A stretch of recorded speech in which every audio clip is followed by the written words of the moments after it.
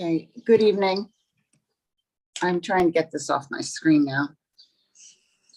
Good evening. This is a regular meeting of the Planning Board of the Town of Mamaroneck being held remotely by Zoom. Before we begin, I have several opening remarks. I, Elizabeth Cooney, as Vice Chair of the Planning Board, have confirmed with our counsel, Lisa Hockman, that tonight's meeting has been convened in accordance with the Governor's Executive Order 202.1 as extended, which order suspends certain provisions of the Open Meetings Law to allow municipal boards such as this one to convene meetings via video conferencing. Francine Brill, as Planning Board Secretary, please confirm that tonight's meeting has been duly noticed and state for the record where such notice has been posted and published. It has been duly noticed. It was published in the newspaper and on the website. The matters for consideration tonight will be conducted in accordance with the Governor's Executive Order 202.15 as extended. The notices relating to those matters provided instructions for members of the public on how to view and participate in tonight's meeting. The public has been provided with the ability to view tonight's planning board meeting on TV and online. This meeting is being broadcast live on LNC TV, channel 35 on FiOS, channel 76 on Optimum, and online at lnctv.org. A transcript of this meeting will be available at a later date. Francine, for the record, please call the roll to record which planning board members, including alternate members, are present tonight. Cooney. Elizabeth Cooney. Here. Ira Block. Here. Ron Mandel. Ron. Here. Sorry, now I'm not on mute. Now I'm on here. Thank you. John Cuddy. Here. Edmund Papazian. Here, and I think Anthony Oliveri is trying to get on. I saw that. Thank you. Yep, there he is. Okay. Well, All right, we appear to have a quorum. In addition, those individuals present representing the town should please identify themselves, name and title for the viewers. Lisa Hockman, counsel to the planning board. Elizabeth Atchison, environmental planner. Vinny Oliveri, town consulting engineer. Sabrina Fiddleman, liaison from the town board to the planning board. Alexis Downey, junior civil engineer. Brill, secretary. All right, please note that the moratorium on rock removal extends through June, and there is in effect a moratorium on demolition of existing dwellings in effect until November. The meeting is now called to order. The first order of business is to review the minutes from the meeting of May 12th, 2021. Does anyone have any comments? I have one comment, and that is at page 9, paragraph 16B. In other resolutions we've had as to swimming pools, we've stated that all pool chemicals shall be stored in enclosed containers in an enclosed area at a height that exceeds the base flood elevation. That additional language doesn't appear in this resolution.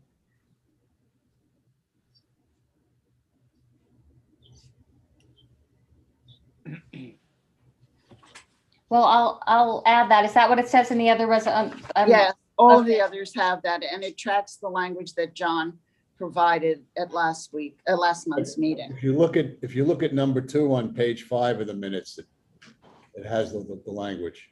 Yeah. Okay, thanks for catching that. I'll add that in. Does anyone else have any comments or corrections on the minutes? Madam Chair, on page 3 and the first line of the now therefore be it resolved clause, I think facts should be singular fact, findings of fact. And on page 19,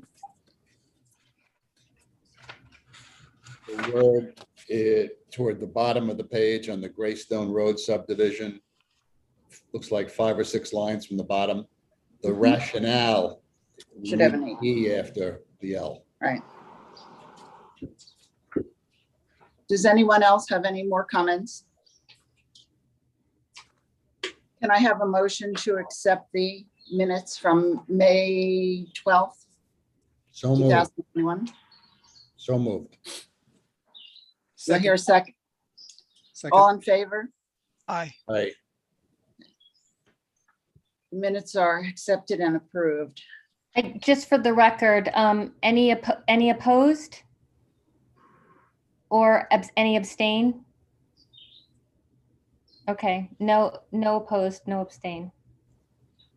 All right, the first order of business is the consideration for 808 Weaver Avenue, the Bonnie Briar Country Club, for a site plan amendment.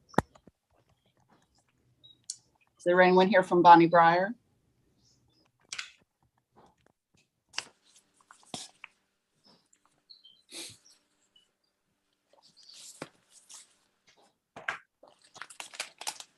Don't we have to let him in?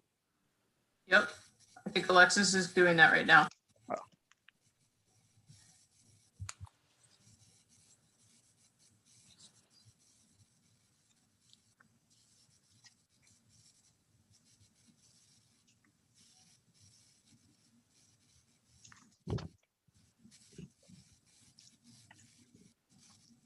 Okay, anyone else that would wish to join this time?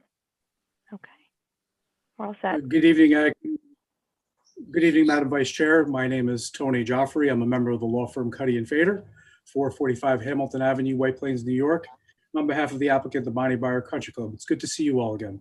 I'm also joined this evening by Joe Napolitano, the club's general manager, Rex Gedney from Crozier Gedney Architects, Benedict Salinitro, civil engineer for the project, and Chris Casaraghi from Riley Green Mountain Platform Tennis Courts.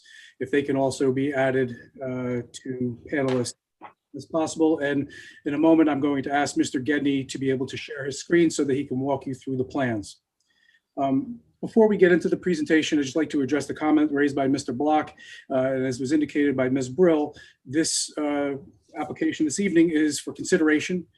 We included the list of property owners that would be affected by notice, which is required pursuant to the site plan checklist. We had a peer application review meeting and was asked that we address all of the peer comments, one of which included the site plan checklist. So we included those addresses in the materials for you for consideration, assuming the planning board does not waive the requirements for a public hearing, and a public hearing is scheduled. Look forward to having the materials redelivered. Indeed. So thank you very much. And we are excited to present this application for you. The premises is classified in the R Recreation Zoning District. It consists of a 142 acre parcel that is improved with the existing Bonnie Briar Country Club. The premises includes the private golf course, swimming pool, tennis courts, clubhouse, parking, and related amenities.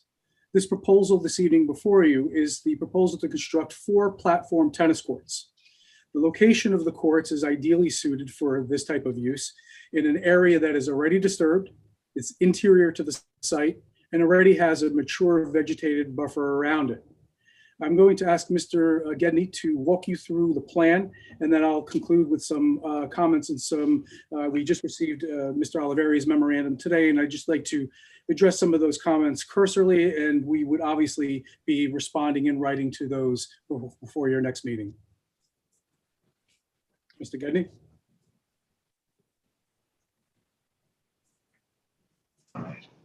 Good evening, everyone. Rex Gedney, Crozier Gedney Architects. Let's see if I can expand the screen. This is the overall site plan of Bonnie Briar Country Club. We have located where the courts will be situated. As I zoom in, I assume everyone can see this screen. Okay. This is the main clubhouse here. Parking facilities, I could walk you around the club property, but With the clubhouse here, the current site has accessibility by an existing paved road. This is their cart barn that's located here. And this area is fully developed. And the proposed 4 courts are planned to be placed in this location here. It is a well-screened location currently. While we have not prepared a planting or a landscape plan at this point, it is very well screened from the neighboring properties. As far as the court locations are concerned in a larger scale,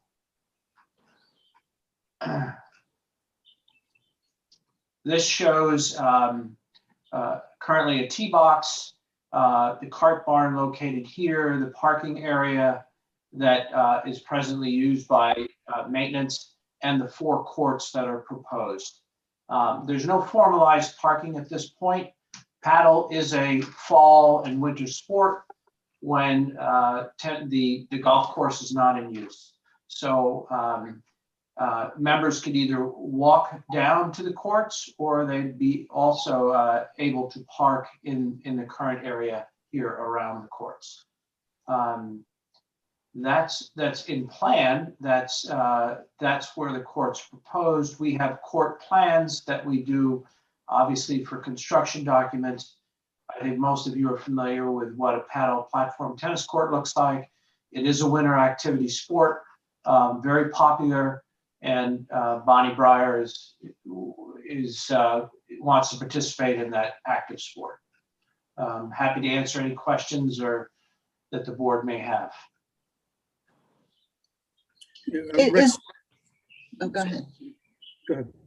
I was just wondering, the deck of the platform tennis court, is that impervious? So it is, if you could picture a normal outdoor wooden deck that the boards are spaced apart. These platform tennis courts are constructed out of all aluminum, and they are similar to a normal deck in which water does move right through the deck surface.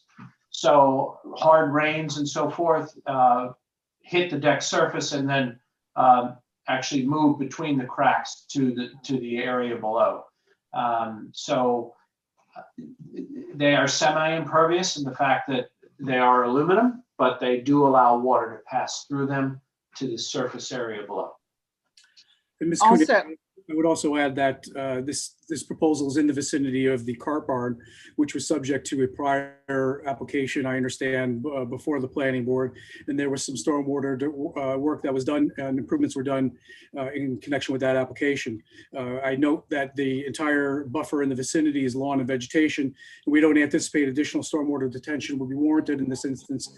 And that was item number 1 in Mr. Oliveri's memo, but we obviously will respond in more detail in writing after this meeting. We just received a memorandum today. Okay, one of our members did visit the site and indicated that if you were to go, say, just below that or south of the decks, next to the cart barn, there seemed to be a lot of junk and refuse there. Is that a normal situation? Was it there just temporarily? Is it going to be removed? I would imagine it is their cart barn. It's probably material that gets moved around often. So it's not a permanent location. Okay. Okay. What about the lighting? Is there a restriction on the hours that lighting is going to be on these platform tennis, especially in the fall and early spring? As part of our application, we did submit a photometric plan. Yeah. These, the technology now with the new LED lighting that are shielded actually do direct the lights directly onto the court surfaces. And you can see by the photometric plan that the amount of light trespass or light stray out beyond the court areas have been greatly reduced over the old metal halide type of fixtures. And how late do you expect those lights to be on? Are they going to be turned off at some point, or do they remain on for security purposes? We anticipate that the lights will be on from dusk till approximately 10 p.m. The courts will be used October through March, and we can utilize and implement auto control timers in order to make sure that they're turned off. What were those dates again? I'm sorry, I missed that. October through March. As Mr. Getty indicated, this is typically a winter sport. So it'll be October through March generally, and we anticipate utilizing the lights from dusk till approximately 10 p.m. Thank you. How do you remove snow from these? So these courts, they have part of the construction, they actually have a snow gate. So the courts can be shoveled. They are also heated, and it's very common with aluminum construction. They have heaters underneath the courts, which when the clubs are proactive, which they all are, when they anticipate snow, they can prepare, warm the courts, so as the snow is falling, the court can remain dry. And the heaters are used primarily to keep the courts dry during play. But yes, they can be cleared either by shoveling or with the heaters themselves. Mr. Gidney, is there a particular reason why the four courts are configured in that offset? They're not all in a line? Well, they're set placed optimally for winter play and for sun orientation. There may be some considerations down, certainly from a player perspective, not have the courts immediately adjacent to one another. But two of them are. That's why I'm puzzled. Yeah, but they're far enough apart in between that shouldn't be and it also sits on the site better in this respect. And as I indicated before, there's existing mature vegetation in the area. So in the area where the middle two courts are, there's a little bit of a recess as well with the landscaping, the existing landscaping. And just to note that a landscaping plan is being finalized and will be available next week, which we will provide to you in our supplemental submission. Let's go back to the, oh, Liz, go ahead. No, go ahead, Ed. Go ahead. Let's go back to the lighting plan. What is the impact on the neighbors? I know you explained to us that it looks like it's down lighting, but we know that there seems to be it looks to me like it's near the property line. So explain to me as far as that is concerned. I'd like to believe that I could pull up a photometric plan. But the foot candles drop off significantly as they move away from the court area. Tony, do you by chance have the photometric plan? If you give me a moment, I'll see if I can pull it up. I thought it was in the submission. My apologies. Yeah, we do. If you bear with me. It's in the overall application. I know the board has. Exhibit E. I'm just going to have to go into, I didn't have it readily available. I apologize, but if you bear with me.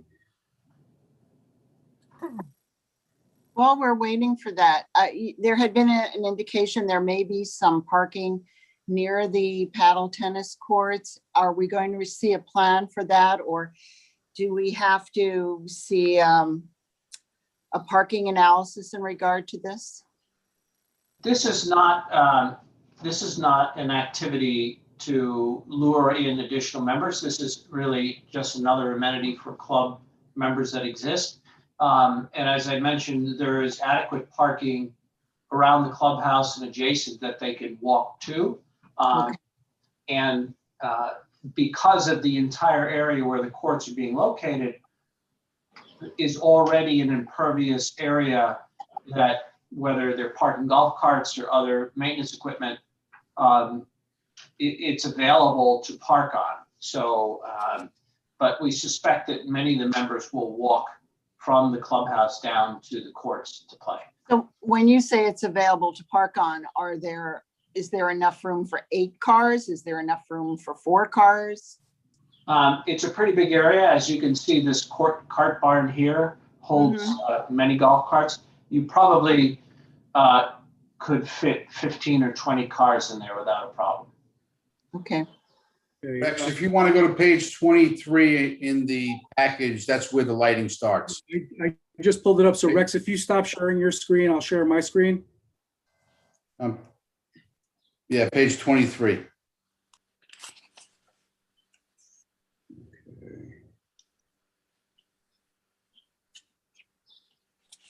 Okay. Everybody see my screen and Yep. see the photometric plan? I do. Okay. So this is the photometric plan, which shows the light, the illuminance of the courts, and the prior plan shows the courts, and also we also have here the actual photometric plan demonstrating the foot candles. So as you look out towards the perimeter where the numbers actually start to, they stop, you're getting down to fractions of a foot candle, which is very low level light. So where my cursor is right now, it's 0.1, 0.2, 0.23, 0.4. So as I mentioned earlier, the technology with the lighting for this sport come a long way, and the amount of light trespass has been greatly reduced. So Can I summarize that indeed there'll be no impact to the neighbors, or very minimal impact? Yes, I would agree. Minimal impact. And then Yeah, at just 10 to PM, the lights go out? I'm At sorry. 10 PM, the lights go out? We anticipated that there'll be no further play beyond 10 PM and that the lights will be out at 10 PM. And as I indicated before, we can install a control timer. Okay. I was just gonna say, just to confirm, no effect on the neighbors. We'd like to see a detail on the light fixture itself, that it is a full cutoff shielded fixture. And that's in my report. We can provide that. One other thing, when we had an internal meeting reviewing the matters for today, it had been noted that it would be very nice for the town to have an updated site plan with all of the improvements that have been made periodically at the club. We're not asking for a survey, but simply something that notes all of the as-built that have been done in the past few years. Is that possible to get to us? We had again, this memorandum just came out today, and we have not had. Right.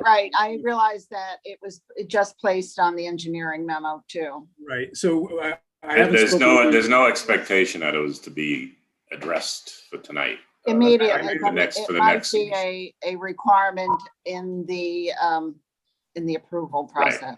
So what I was going to indicate was that I haven't spoken to the entire team yet.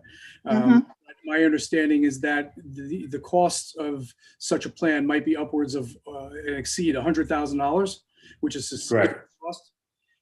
So maybe there's something that we can do that addresses your concerns, but obviously is not a big ticket item that is such a substantial cost given. Right, I think, Tony, that you have on your plan now an overall aerial plan. So I think something like that, then perhaps your engineer or your architect could add to, and if they need to add a couple of features that have been added over the recent years. Needs to be something in the record, and that kind of goes back to the other question about the parking.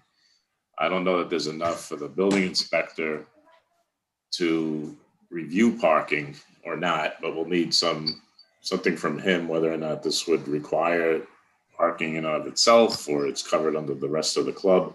I think that was a question also. So I think, things like that need to be addressed, and it would be better for the club really going forward to have that on record. Yeah, what we're trying to do, Anthony, is we've been talking about, the club has been, and as you know, I've been doing the engineering for the club for almost 20 years now.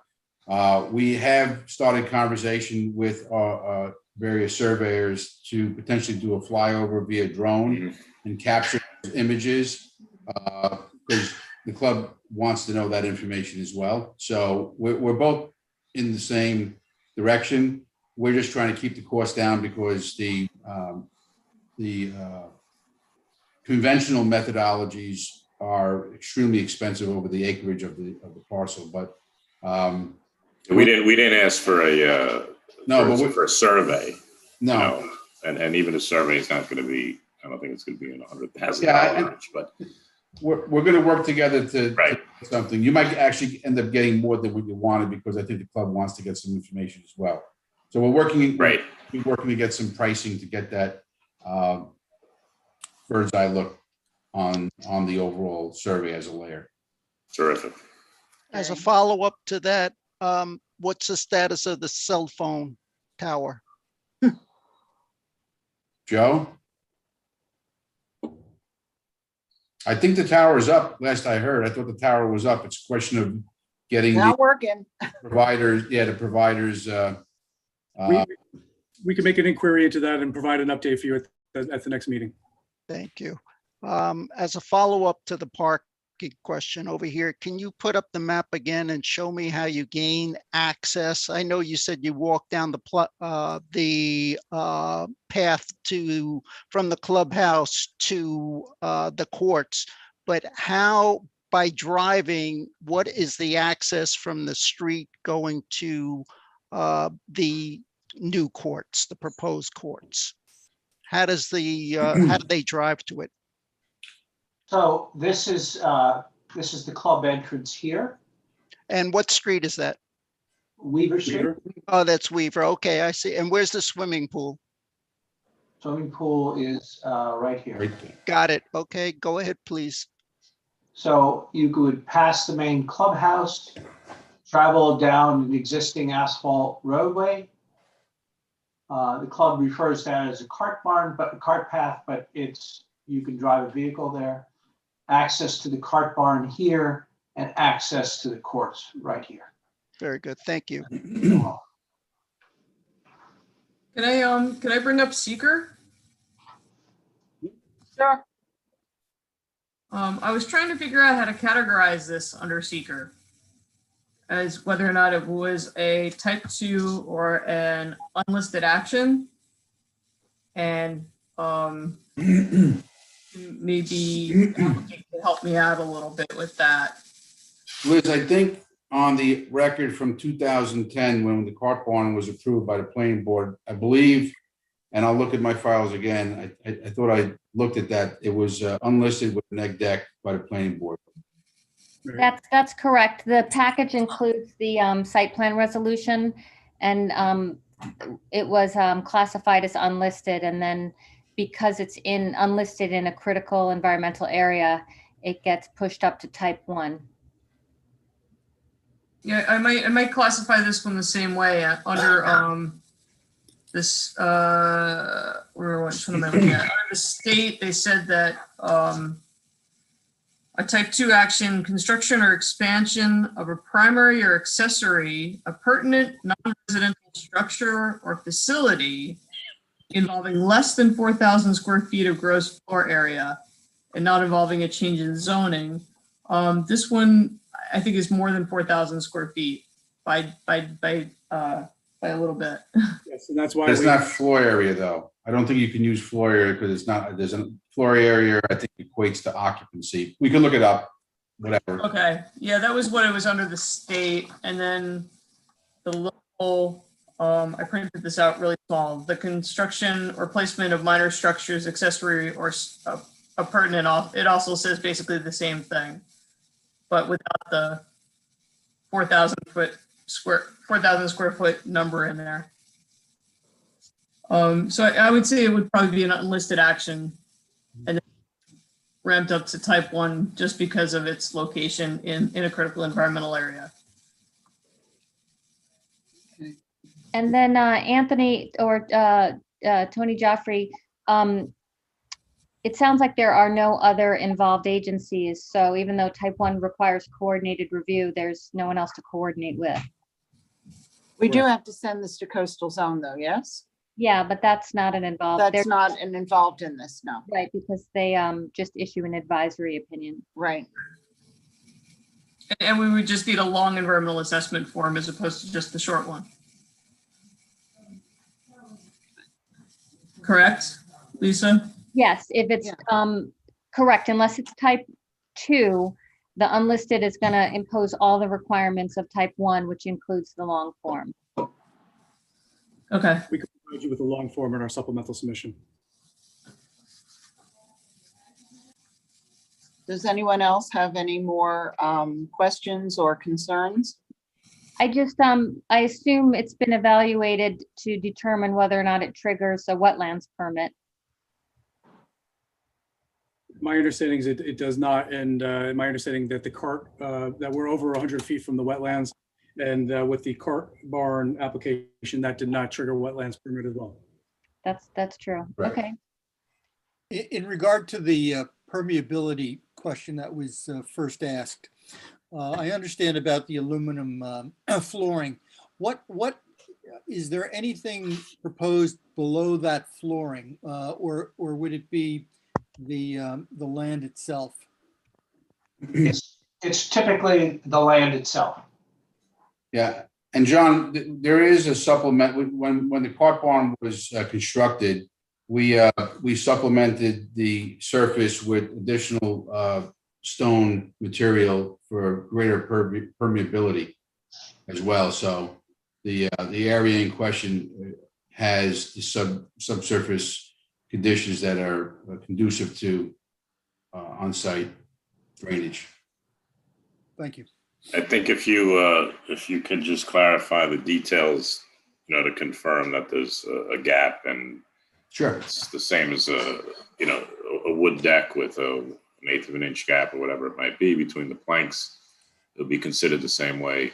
You consider a wood deck as a pervious surface. We can certainly do that, and our construction drawings here go from the piers, which are really the only impact of the structure, to the earth, the grade itself, the aluminum frame, and then the aluminum decking that is here. And that we have details, that's the actual court playing surface.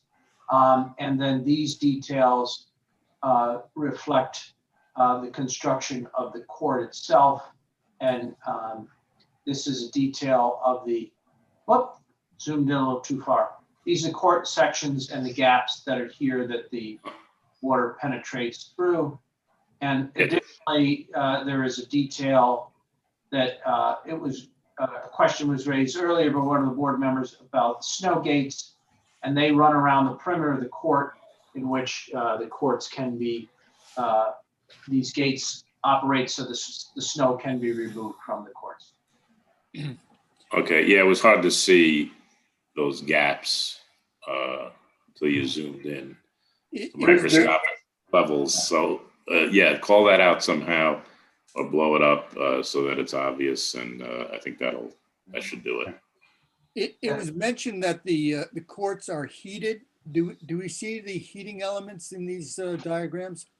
They're not shown here. The heating system, there are propane heaters that are placed underneath the court, and they're done by a licensed propane company that installs these heaters. We can provide you the specifications for your review, so that's not a problem. Sorry. On the lighting, by the way, when you provide that detail, maybe like a cut sheet of the actual fixture would be good. We can provide that. Thank you.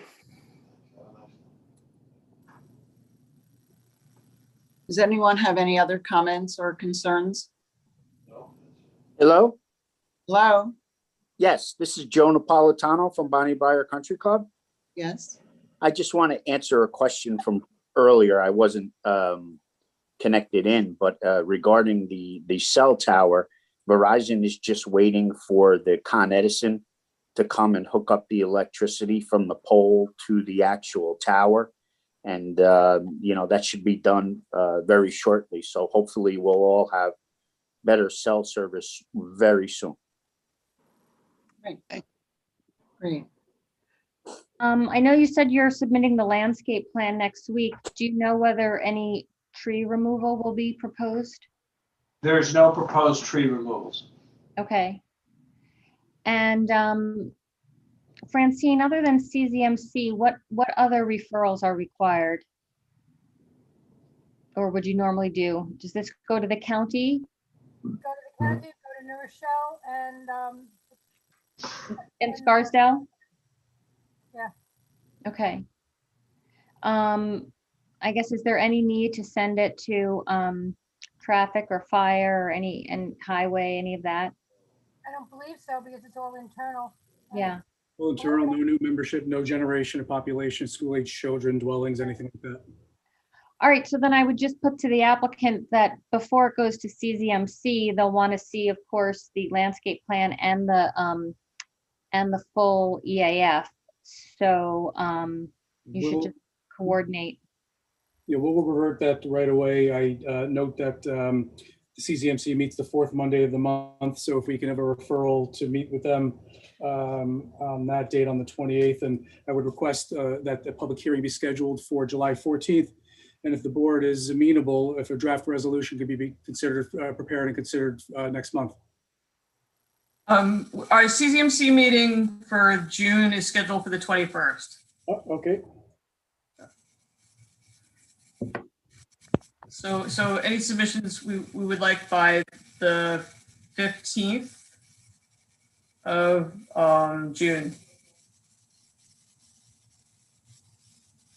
Okay.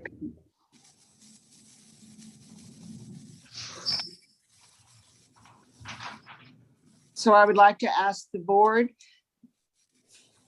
do they approve the referral of this to the CZMZ and scheduling this matter for a public hearing next month? Can I have a motion on this? So moved. Second. All in favor? Aye. Aye. Aye. Ms. Cooney, do we need to formally request or can you direct, if the board is amenable, a resolution to be considered for next month? I was just about to do that. My apologies. Just to kind of emphasize that if I am requested to draft a resolution that in no way commits the board to any action, it's really just to facilitate discussion and to make sure that we've covered everything, because we don't want anything to look like a decision is being made before a public hearing is even opened. But I agree that it is correct. right. It's helpful. I just want to make sure, Tony, that you follow up with me to make sure that I have all the latest of everything, just to advance the draft as far as I can before the public hearing. And this is really just to facilitate discussion. It does not presuppose any action taken next month. I completely understand. Thank you for your consideration. Mr. Joffrey, before we pass on, you mentioned that it was contemplated that there would be some kind of a timing mechanism connected to the lighting, so it would be extinguished by whatever the time was, 10 p.m. Is the club willing to have a condition of any approval that until such time as there's a further application, the time in which the courts will be lit will not exceed whatever hours you want to propose? Mr. Block, can you clarify what you mean by a subsequent application? What I mean by a subsequent application is essentially an amendment. In other words, if it's a condition of the site plan approval that what's being approved is the use of lighting on the courts, but only during the period of time, not to be earlier than whatever the start time is and no later than whatever the finish time is. So that if for some reason someone proposes that be changed, it isn't unilaterally implementable by the club. Okay, I apologize, but I'm still not following. Are you saying that we won't put lights on before the courts are installed, or? No, Ira, tell me if this is what you mean. I'm sure you understand it. I'm not sure, but I think I do. That we propose imposing conditions limiting the hours of lighting to dusk till 10 p.m., which would mean that if you wanted to operate beyond those hours, you would need to amend the the site plan yet again. Yes, that's exactly what I mean, much akin to what we do with many special permits for a car wash or a mechanic shop or something like that. Mr. Block, I have not had the opportunity to speak with my client regarding this memorandum. I do understand your concern, and I will have a discussion with them to get back. I just, unfortunately, in this hybrid environment, I can't whisper in my client's ear. And we'll get back to you quickly. We'll take. It's not a criticism, but to use a legal term, saying that there'll be a timer on it and they'll go off at 10 o'clock is a little bit loosey-goosey for a formal approval like this. Well, Ira, I'll go ahead and put that proposed condition in the draft. That's why I raised it in that context. Right. Yep. It will flag it for further You discussion. can leave it as blank, but something needs to be filled in. Yeah. And I appreciate the comment and understand, and I'll circle back with Ms. Hockman in advance of the next meeting. Madam Chairwoman, we Yes. just heard that in terms of referrals to interested town agencies, we just heard that the heating would be by propane. Would that suggest that the fire department should be questioned as to whether they have any concerns? I was actually going to raise that as well. Certainly the detail could be submitted to the fire department for a review.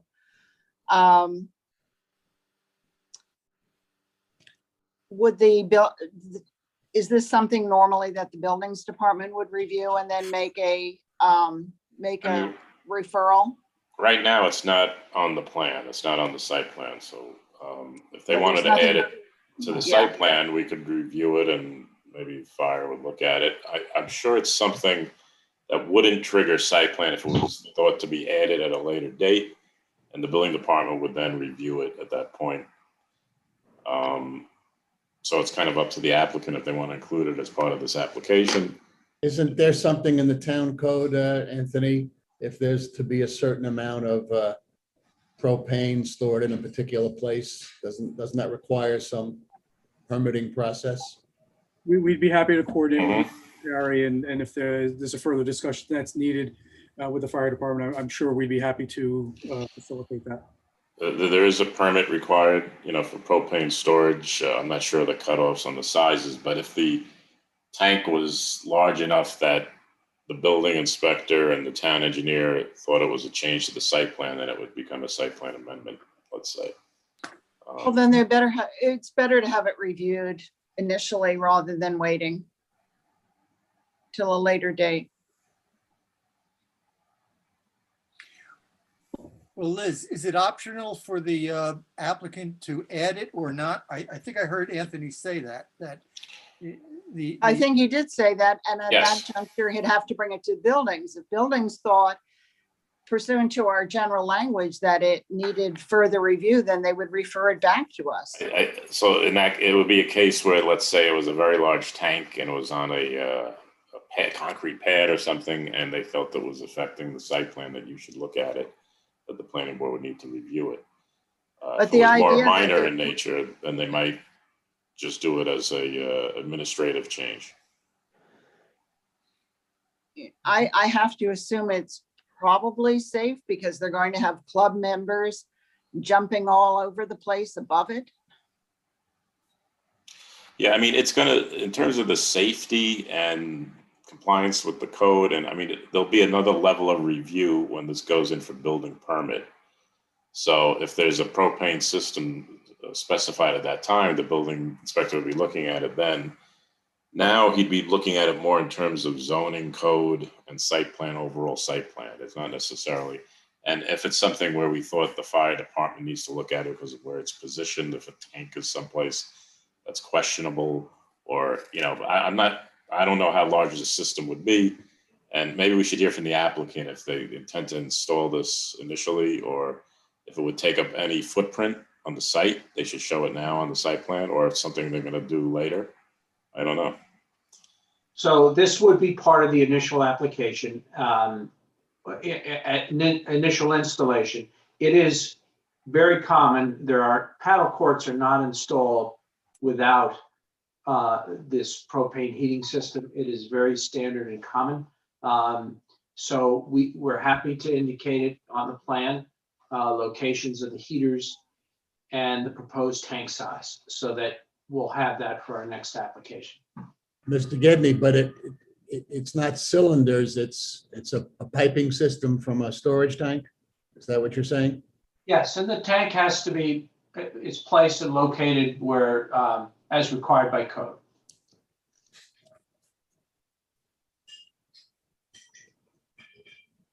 Okay, so on the revised plan, you'll show the tank location. Is the tank location within the footprint of the courts, or is it in a remote location where there's gonna be piping to the courts? Yes, there'll be piping to the courts. It'll be adjacent to, but at the specified distance that it needs to be away from the courts. So that needs to be shown on the plan, correct? Yes. Right. And do you want to see a cut sheet on the heating mechanism or something like that too? We wouldn't review that at this stage. It'd be more I'm the sorry. site. We wouldn't review that As level of part of the detail. site plan. Part of the site plan, just the positioning of the tank and the site plan facts.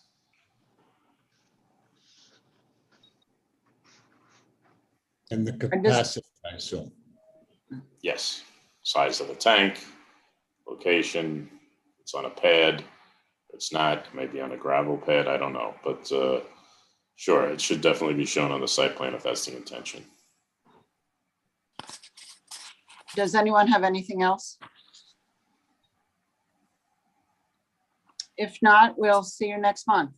And just to clarify for the applicant, so in addition to, needing the materials you said that you would submit, we'll need to get the building department to do their zoning analysis for parking and everything else.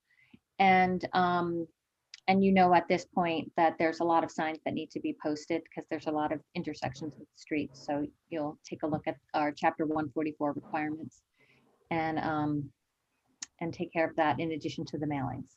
Indeed. And Ms. Cooney, does the board need to take a vote on the preparation of the resolutions? No. No, well, we're just referring it to our council to do a draft at this point.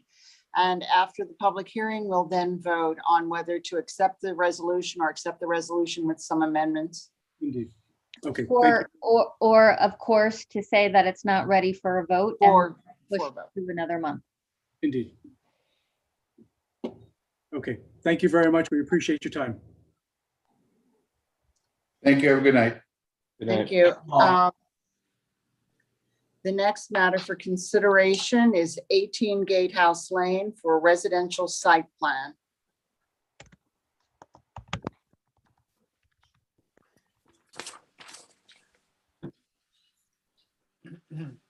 Okay, anyone who would like to join for 18 Gatehouse, please raise your hand.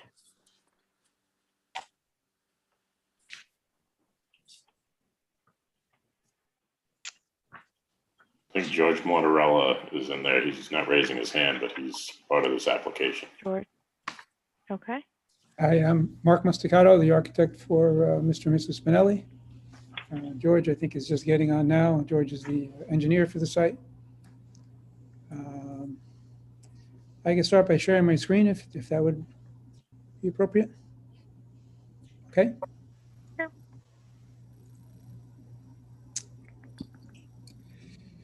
Okay, so this is a vacant lot at 18 Gatehouse Lane.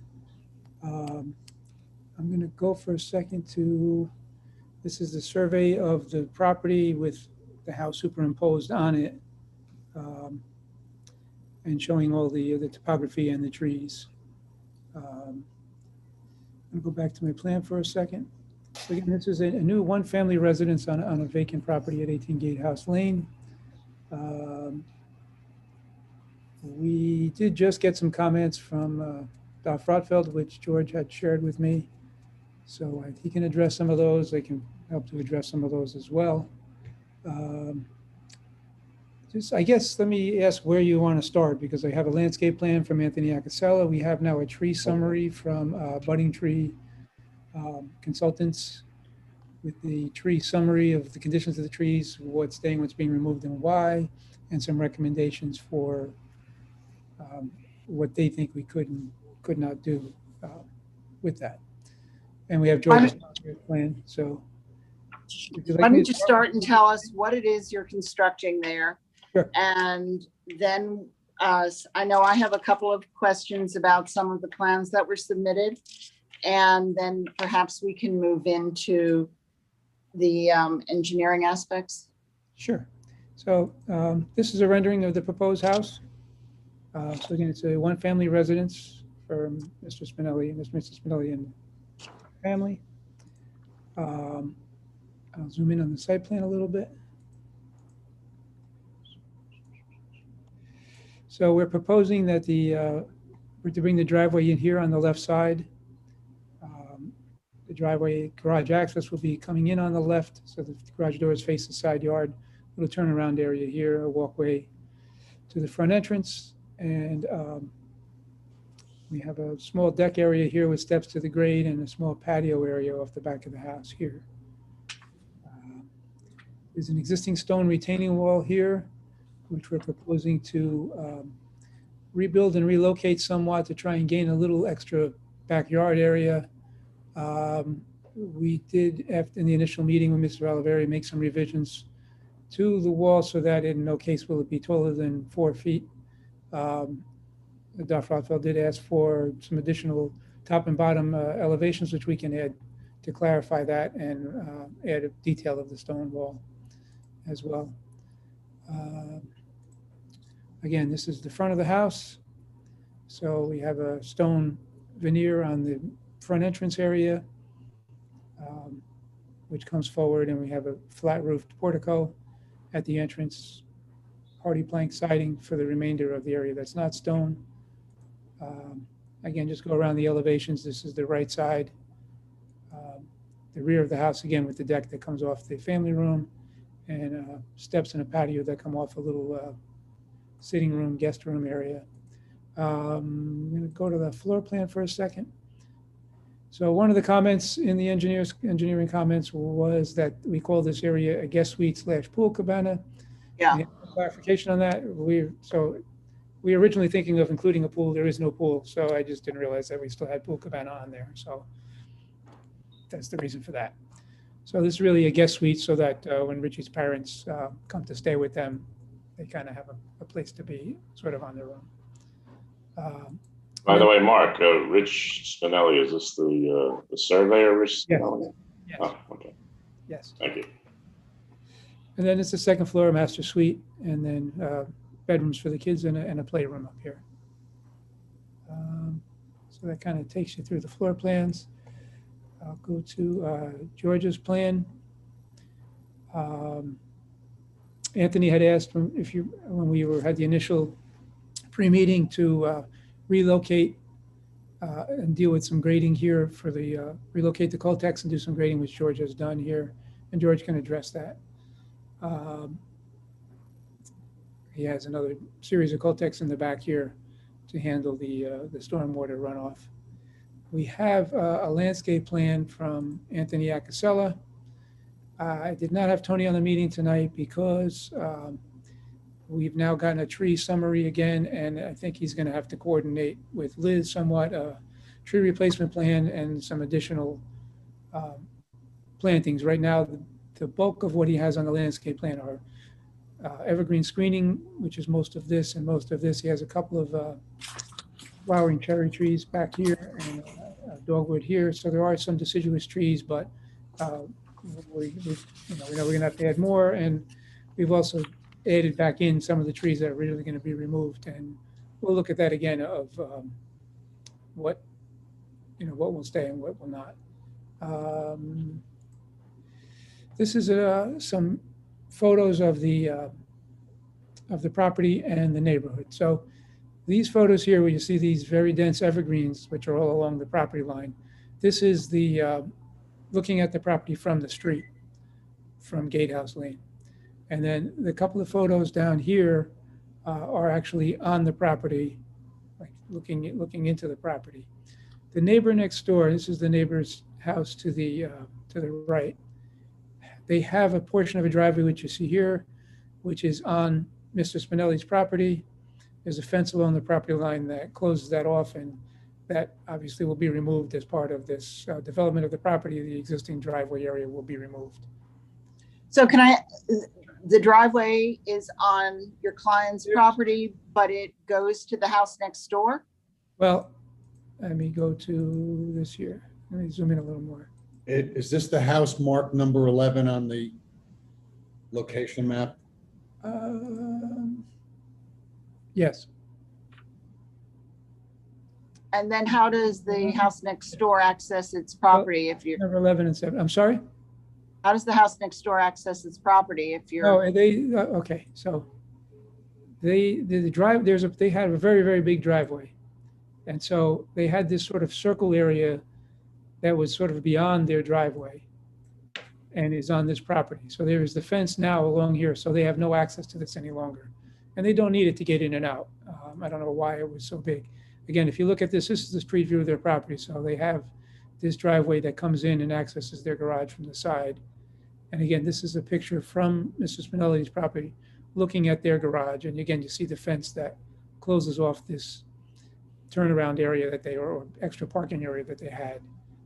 Mark, No objection to it, or they're not saying they own it by adverse possession, or?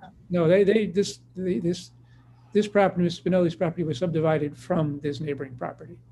I see. So this was done. What's not clear to me, and by the way, Mr. Spinelli's survey wasn't in my packet. I had that as a comment. Maybe that's why. Yeah, if you can go to the survey, okay. So not having this, it wasn't clear to me if there was another curb cut on this lot, and it looks like it's a parking area, not the driveway. An extra parking area, yeah. Right. So the driveway curb cut is on the right side of the Yeah, property. that driveway line, curb cut right? is here somewhere. This was like an extension parking area that Yes. went over the property line, and now it's fenced off. Oh, okay, so the fence comes right along the property You line. see the fence is right here along the property line, so That wasn't clear, looking at the drawings. I was under the impression like it was a pass-through driveway, and there was like another curb cut on this side. And then this But makes. you're not, sorry, that wasn't clear. but the driveway for this house is going to be on the left side of this, correct? Yes, yeah. The new driveway will come in here. Yeah, you could see it. There's some dashed lines in there. This It's not dash line labeled. right here is that portion of that Right. paving that will be removed. So you're breaking it up and making it a Yes. lawn and plantings? Yes.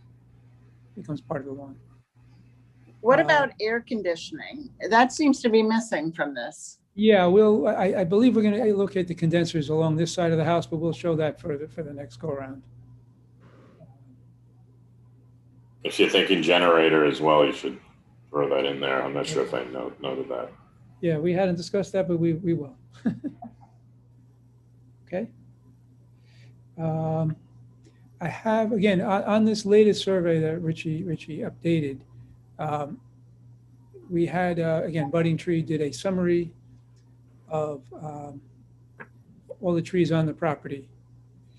And trees that were being removed because they're either damaged in the construction or in the house or too close to the house. And then some recommendations he had of us to consider whether trees should stay or should go. And again, and I did submit these. We just got them yesterday, I think, or the day before, and I did email it in, but we didn't have it in time for the initial package. But of course, they'll be included in the package now when we resubmit. So again, we'll have to coordinate with Mr. Acasella a tree replacement plan, and we will do that as well and upgrade his landscape plan. Be sure when you do that, the engineering plan calls for tree protection, so that it's coordinated with the engineering plan as well. Yeah, I think that was mentioned the last time. I'm not sure if George added that to his plan. He does have the tree It's on here, but it's not legible. Okay. It is a small detail. Yeah, the fine print is so fine. Okay. Nobody could read it. I made out the words drip line, so I know they're putting it to the drip line. Yeah, okay. About how many trees do you expect to be taken down? Or are you just going to revise the whole plan? Well, okay. Give me 1 second. Okay. So you can see there are trees that within the footprint itself and are close to the footprint itself, and then in the driveway. So those obviously would have to be removed. Right.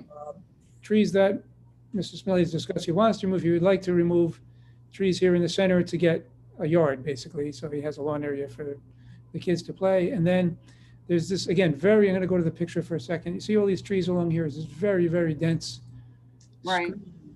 of these evergreens along the front property line that I guess is great when it's an empty piece of property, not so great when you want people to be able to find your house. Mm-hmm. So he would like to, if not all, remove some of these to get a better view and more open yard. But again, if it's okay, Liz, I would have Tony coordinate with you a tree preservation plan and what he proposes, and then maybe you can, consult with that and see whether you agree or disagree with his thinking. No, just submit it with everything, please. Okay. Yeah, I don't think I can really, I think it'd be better if he'd submit it. Okay. We will do Thank that. you. Okay. So as far as, again, those are, where we're thinking we would say, we'll save the trees along the perimeter. And we, obviously it would be nice to be able to open up and get more yard area. So, because again, if you look at the photos, a lot of it is a pretty open lawn, but you do have quite a bit of trees sort of in the rear and along. These are really like, these trees are in the footprint of the house essentially, so it would have to go. And again, this is a very dense, you don't even know the lot is there, but I think once the house is there, we'd like people to know it's there. So I think I can thin that out. Do any other members of the board have questions or comments at this time? I have a question. And I realize that, there's probably not much information out there to address the question, but in the event that the town does change the zoning regulations that may affect this proposal, is the applicant then required to come back to us for another site plan review? What, change them in what respect? In what way? I guess once the moratorium ends, if there are any changes to the zoning, what would the applicant have to then do to move forward with the project? Well, to be honest with you, our expectation is that hopefully you'll have a building permit and be building by the time any conclusions, after the moratorium is over, are reached. Do you have any rock removal here? No, we're not proposing any. There is rock on the site. We're not proposing to remove any of it. Well, So we do know from doing some of the deep hole tests when they were doing the deep hole tests and some exploring that there is rock in certain places. And there are areas where we can get basement. So our expectation plan is that, we'll have crawl space in some areas and basement in this portion of the house. And the truth is that we may not have basement in this whole area. We know we can get basement in this portion of the house. If we get more because we don't encounter rock, then great. But we're not planning any rock removal. I'm just going to deal with where it is. It's all below grade. There's no exposed rock. So, but we do know there is rock on the site and we don't plan to remove it. And there are no structures at all on the site, correct? That's correct.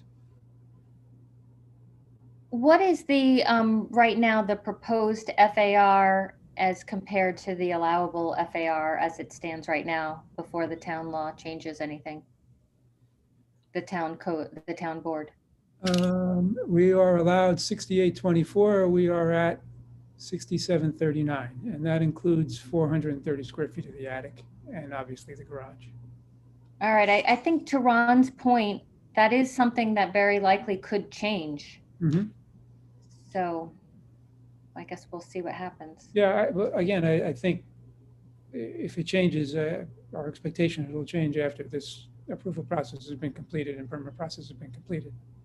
And I would think, I'm thinking back to when the residential site plan law came into effect, there were provisions in there with certain dates. That exempted any construction on a lot for which subdivision approval had been granted prior to a date that was about 3 or 4 months before the adoption of the site plan law. Right, so there may be like a similar provision. maybe when Otherwise known as the Durham Road exception. Exactly. You know that one well. Yeah. Well, my stamped receive date for this appears to be May 26, 2021, which is after the town adopted its moratorium. The moratorium is on tear downs, not on It's vacant. on tear downs and rock removal. Right, and we're not removing rock. Oh, okay, right, it's on It's tear not downs, tear but down I here. guess Yeah, this is. they are going, It's a rare case that is actually a vacant lot. yeah. But I guess the issue is that they're likely, they established the moratorium so they could revisit the bulk regulations. So that's what will Yeah. happen. But the moratorium's in effect through October, isn't it? On tear downs, yes. On tear downs, yeah. It might be November. I can't remember the end date. Again, our expectation is that the house is fairly well under construction at that point. So, Hopefully. yes. Does anyone have any more comments or concerns or questions? Well, it's not a concern, but I assume that the building inspector will give us a memo about zoning compliance. Yes.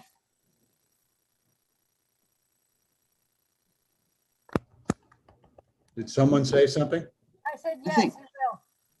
Francine said yes. Yes. You need to speak up, Francine. Okay, Well, I don't think this is quite ready for a public hearing. So I would just move this for further consideration to our next meeting in July. Assuming you have all of the submittals that we're asking for. Madam Chairman, the only other thing I might just quickly add that came up in my review, on the county GIS tax maps, the road was referred to as a future road. I'm not sure if that has any implication at all, but maybe it should just be looked at by the town in terms of, is this a private road? Is it a dedicated road? Was this something that's supposed to happen under the subdivision? Okay. I was just curious seeing that on there. So, You're referring to Gatehouse Lane? yes. Yeah, we can check. I believe it's a dedicated road, but we can check on that. And this, as we discussed at the peer review meeting, is a little unusual. It's sort of a cul-de-sac off of a cul-de-sac. Right. When this, Oh. but it was built some time ago. Because the end of this road, this leg of Gatehouse seems to have a very, very small Yes. turnaround cul-de-sac. So I just wondering if it was dedicated, it wasn't, Okay. just to look into that a bit. All right. Okay. We'll see you next meeting Okay. and we can move this forward hopefully at that point. All right. Thank you. Thank you.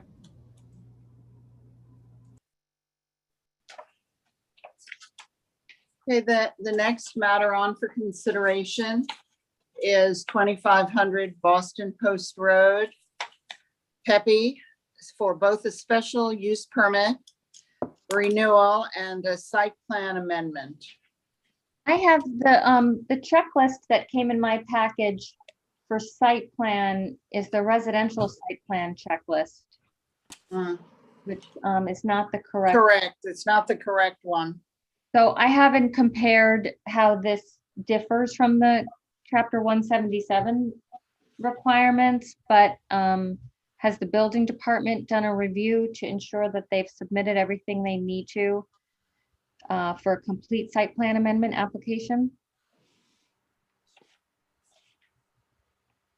Alexis, would you know offhand whether that's been done? I'm not aware at this time if they've done that. No. Was this, Liz Cooney, was this discussed at Peer Plus? No.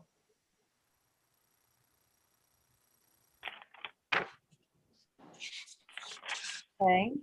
All right. The one thing that I know was maybe discussed, or maybe not at the Pier Plus, was that Rich and Rob had reviewed the site plan. We didn't do it because Rob was kind of doing it in-house. And there were just two items that,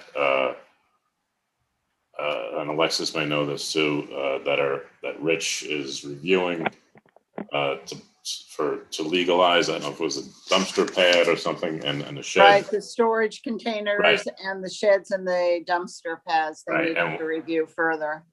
But he, I guess he couldn't, approve those until the site plan is approved. But that was like the last piece of the site plan puzzle, was my understanding. Right, that's correct. In order for it to be legalized, the building department need to be approved by the planning board first. That's the last I had heard from the building department. And the proposed site plan that's in my package, it has a date of 2012. So does this mean this is not an amended site plan, or is there a date that I'm not? Have they updated it? Well, Not there's a to my revision knowledge. date. There's a revision date. Oh, okay, where's that? It says revision 5/6/21. So I think Mr. Crocco probably is just using, the historic plan that he's had on file and revised it accordingly. I'm just looking for the revision date. It's to the left of the stamp. There's a bunch of. Do we have anybody appearing for Pepe right now? Ron Mason said he's there. Yes, we do. I'm going to move them in now. I see the revision date. And you've got Joe Crocco also. Yes. We have Don Mason and Joe Crocco. There's also two Lyle Masons. I'm not sure if they should be admitted. I'll promote and see. Promote Lila.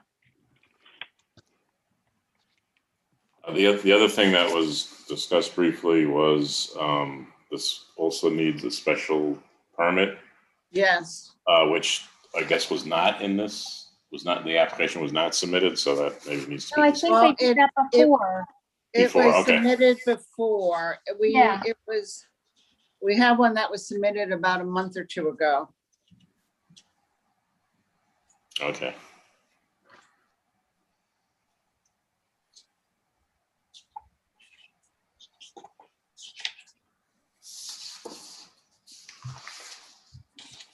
All right, so let's hear their presentation. Mm-hmm.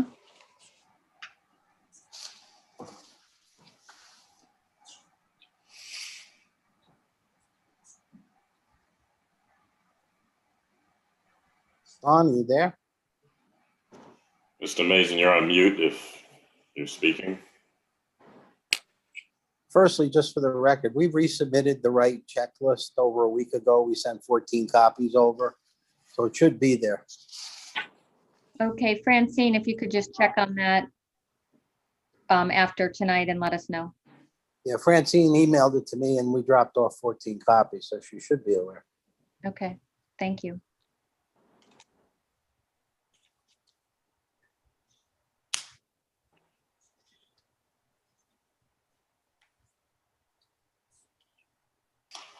Is someone from your team, Joe, gonna do a presentation? Yeah, I guess. I mean, we are. Hello. There he is.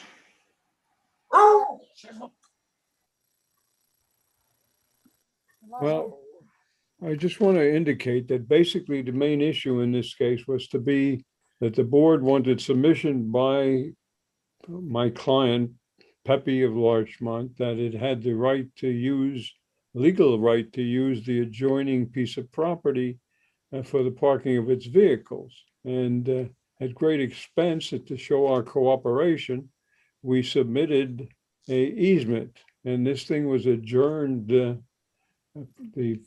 Actually, a public hearing was adjourned to give us the time in which to submit to you the easement. We have submitted the easement, and Joe Crocco has submitted a number of pages which also show that he took care of the problems on the site plan that the town was concerned with and Mr. Wasp was concerned with. So you should have that in your file. Well, because he should present then how he took care of it by putting up the plans and walking us through the changes to the site. well, I'd like to, can you still hear me? Yes. I'd like to indicate the fact that this thing has been on the board, has been on the agenda for not only the 3 last months, but prior thereto, and I had notification by Lisa that it was going to be determined that it's the old application that is going to be before the board, and we've complied with everything. The board has approved this particular dealership's property for over 20 years, approved it at the last meeting, subject to our showing you that we have the legal title to use the adjoining piece of property. So we presented that to you, and I think Mr. Crocco will show you that we've complied with the requirements for the trash container and the other things, and he's spoken to Mr. Wasp with it, and he submitted other papers. So I'll turn this over to Mr. Crocco to indicate what he's done to the board. But let me just point out that this is a two-pronged consideration. We are considering the renewal of your special permit as well as an amendment to the site plan. The amendment to the site plan, this is the first time it's been on for consideration, and we need to have that presented to the board so we can move forward. We're dealing with the two of them in tandem. Unless the site plan is approved, we can't approve the special permit. And so the hope is that we will both approve the site plan and the special permit at the same time, and your client can move forward. Well, the original application that we submitted indicated that we made the application to approve both the site plan and the special use permit. So that if we're going back to that as the original one, that was already submitted and notices were sent out to the adjoining properties. And we've posted the sign for public hearing for 3 consecutive months. And we still haven't had the public hearing. So I thought this was going to be the public hearing. And if you have some outstanding issues, I think Mr. Crocco can satisfy you that he's clarified them with the planning board. As far as I'm aware, this is the first time the site plan amendment has come before the board for consideration. And so we need to have Mr. Crocco walk us through the changes that make this an amended site plan. Once we've seen that, we're happy to deal with the special permit. Mr. Crocco. Joe? Yes, yeah, I'm here. Would you show Is it possible to put the site plan up? I don't have that. Is it possible to put the site plan up? You want someone other than yourself to share the site plan? Yes, I don't have that capability right now. And it's always been put up by Rob, but. Well, we don't even have any digital, I am not aware that any digital documents have been submitted by you guys. There's none that have been posted on the town agenda. Alexis, do you have a PDF copy of that? No, I don't have any digital copies. Please, okay. That's unfortunate because I can't do it from where I am. I'm on 2 Zoom meetings at one time, unfortunately. In the rear of the property, 3 storage containers were installed without a permit. We filed for the permit as requested and showed them on the site plan, which they were shown.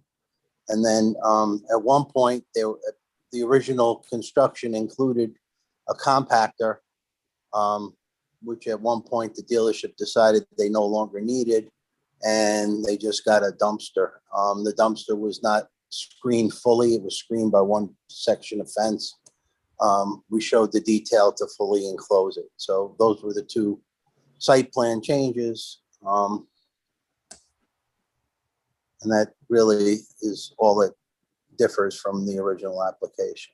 Joe, did you also submit a new list under a new form that they sent you? Yeah, he said he did. Yeah.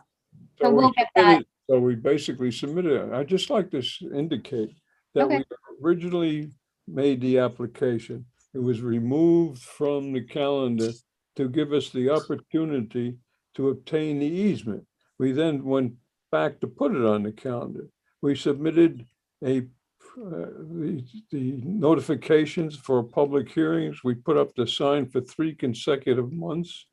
And at the last minute, they keep on saying this, something is missing, but it isn't missing because on the original application, if you look at the original application, we made the application for site plan review and for this use of the special permit. And at the last. The original application, if I may interrupt, was for a residential site plan checklist. Now, you've indicated that the correct checklist has been submitted, but it has not been sent to the board. So we still haven't had an opportunity to make sure that you have submitted everything that was required by the non-residential site list plan. Well, Mr. Wasp approved it and should have put a statement into the board. But whatever it takes, we're here to get this done. We went at great cost and expense to give you something, even though we have a court order, and even though we have a You situation. don't have a court order. Yes, we do. You have an easement agreement. No, I have an easement. You have something and that's court under order. appeal I got right both. now. It's under appeal, but it Correct. hasn't been overturned. Our court order permitted us to have what we have. And at this particular time, that's not reversed. So that still exists. And show you that despite of that, we still went out at great cost and expense to give you what you want. We got. Can your architect explain to us how the parking layup has changed since the original plan, if at all? Yes, show him, Joe. Yeah. We had met with the building department and it was changed and we were told that it meets the requirement even without the use of the other adjoining property. We submitted. But the board would like to be informed as to how it has changed because the building department hasn't, that presentation was made to buildings, it wasn't made to us.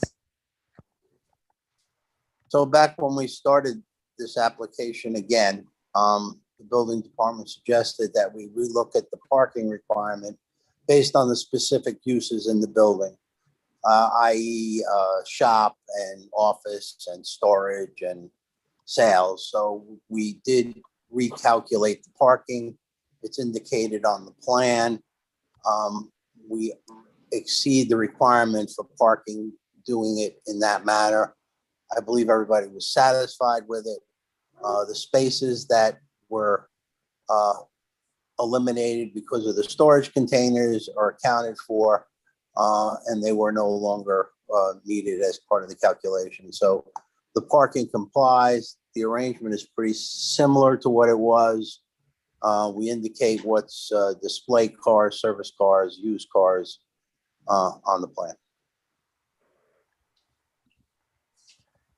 Does anyone have any comments on the site plan amendment?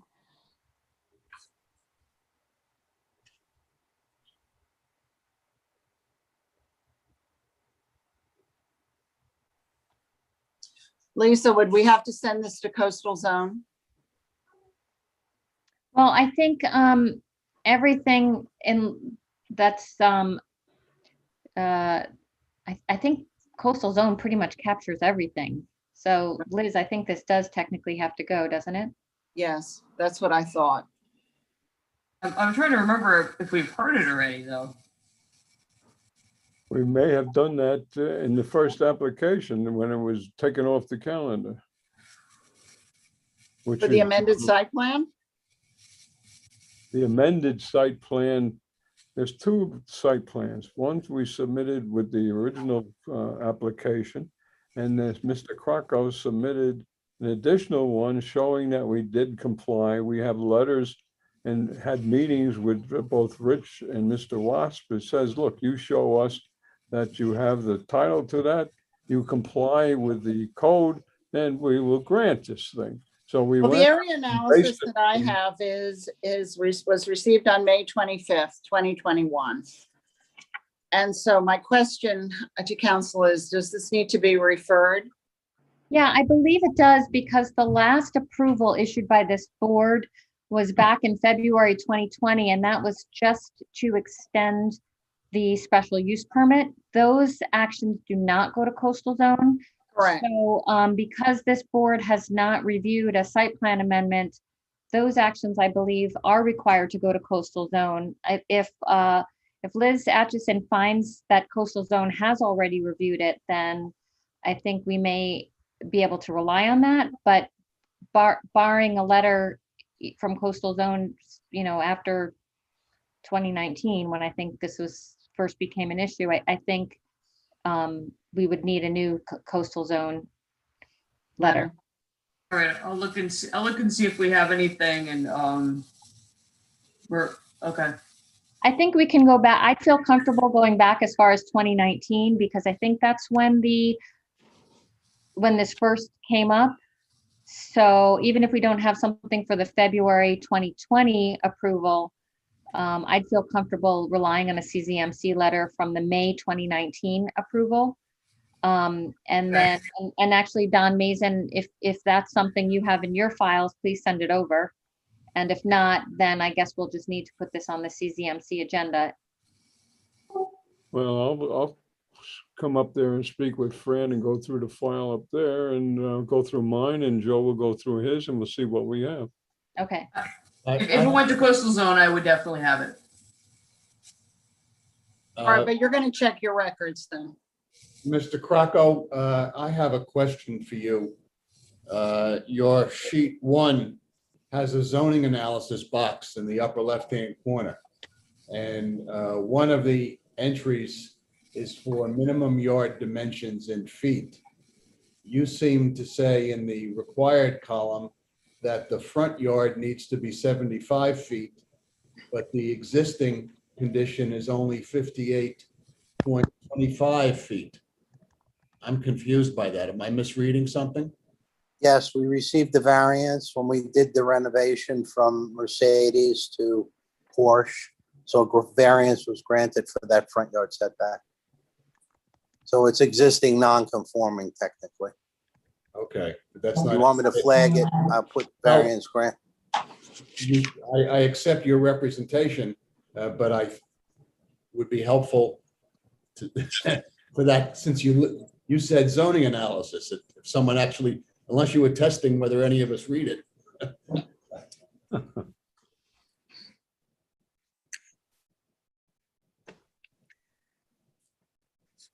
Does anyone have anything else in regard to the site plan or to the special permit?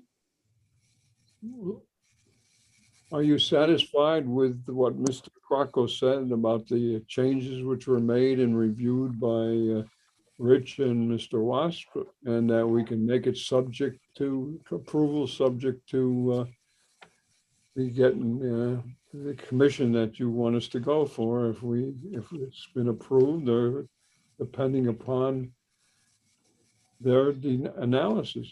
I don't care, because we've been to this board maybe 4 or 5 times already. And unfortunately, Well, you're on for consideration today. I think I could move to the board that you are. I thought we were on for public hearing. No, you're on for consideration today, so I can ask for a vote to move this matter, both the site plan amendment and the special permit, to next month's board for approval. For a public hearing. For a public hearing, rather, I'm sorry, for public hearing. Can I have a motion on that matter? So moved. Second. We've got a question for you. There's a Can application. I finish the vote first? Okay, I'm All sorry. in favor? Opposed? Any opposed? No. No Any opposed, abstained? I have a request. no abstentions. We have to be before the town court coming up, I think, next Monday. And I'd like that case withdrawn because that is subject, the violation was we didn't have a renewal of the special permit. We've been. And you still don't. Yeah, but. So can't you adjourn it for Tell one it to the more judge, month? Mr. Mason. You know how many times I've been before the board in which the special use permit application was before the board and no violations were, I can give you Trader Joe's. It took us a year to do it and there was no violation because we appeared before the board. we don't have the authority, at least the planning board doesn't have the authority to withdraw a case that was filed, I assume, by the building department. That's Mr. Gregg, I think, filed the complaint. But I'd like Well, to I see would something that would- suggest you ask for an adjournment until this matter is resolved, hopefully at the next meeting. Well, I'm going to ask him. Okay. Does the All right, board so we have a public hearing set for July, which means the signs will need to be updated for the date of the July meeting. It sounds like you've already done the mailings. We did the mailing originally, yes. All right, and you'll consult with Francine about having to take the site plan amendment to the coastal zone, correct? So I will. And just to confirm, did the notices that were mailed specify that this is an application for special use permit renewal and site plan amendment?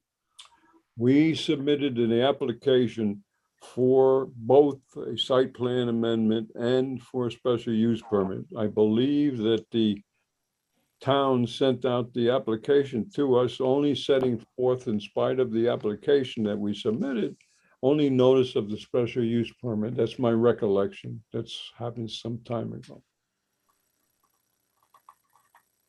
All right, so we just need to confirm that it was that the notices were proper. So you obviously can make sure the sign notices are proper for July, and we'll check internally to make sure that the notices mailed to neighbors specified the type It of. sounded like Mr. Mason said only the special permit. Yeah, it sounded Notice. like that as well. That's what I believe happened, because although we made the application for both, the town sent the notices that we were required to send to the neighbors, only specifying the special use permit. That's my recollection, and not the site plan.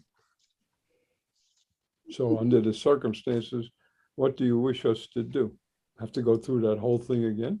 Yeah, I mean, I'm sorry that our notification requirements don't give us flexibility on that. So the type of application, I'm not looking at chapter 144 right now, but my recollection is that it's unforgiving with respect to what has to be noticed. If you want to take a look and make an argument otherwise, you can feel free to do that.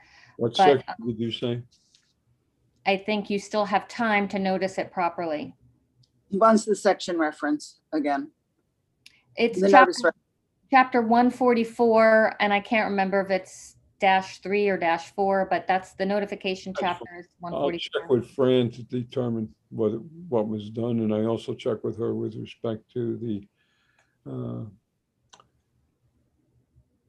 other commission that we may have to go before. Coastal zone. All right, so we'll see you then next month for the public hearing. Do you think perhaps you could draft a proposed resolution for both the special permit and the site plan amendment?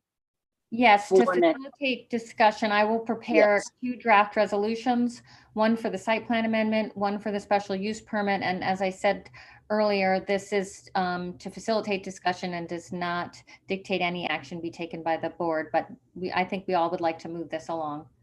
Right. Thank you, people. Thank you. Are there any more items before the board? Hearing none, I can adjourn the meeting. Okay. Have a good month. What? Night, everybody. Good night. Good night. Good night. Good night. Good night. Ooh.